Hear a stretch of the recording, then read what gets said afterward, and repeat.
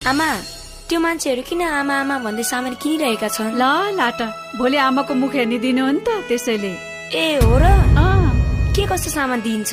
आमालाई के चिज मनपर्छ, के चिज खान मन लाग्छ, मिठो लाग्छ, त्यही चिज किनेर दियो भने आमा खुसी हुन्छ। तिम्रो मम्मीलाई के मनपर्छ त्यही दियो ल। हस्, आमालाई म जन्मेदेखि कहिले सुन लगाएको देखिन। आज 20,000 को गहना किनिदिएको छु।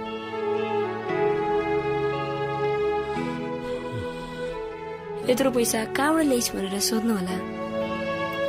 मगर ढिला हुनेको कारण, शनिबार घरमा नबस्नुको कारण ती आमासँग फुल बेचेर पैसा कमाउँछु। स्कुलमा फ्री समयमा फुल बेचेर म स्कुलको खर्च जुटाउन सक्छु।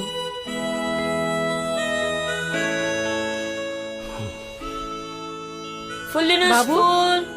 तिमी सुन, मामु बाबाको आर्थिक स्थिति चाहिँ कमजोर छ भने तिम्रो पढाइ लेखाइको समय सकेर त्यो बाँकी रहेको समयमा चाहिँ मसँग फुल बेच्न आऊ।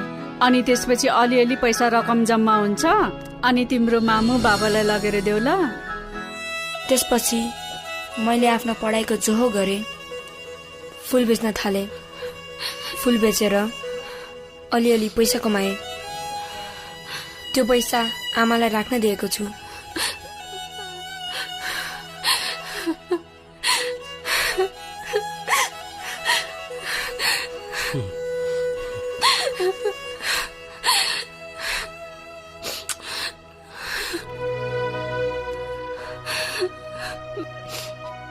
धन्यवाद छोरा।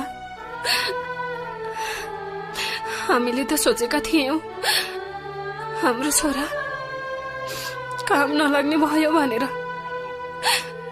तर हाम्रो छोरा त दुनियाँमा एक भएछ।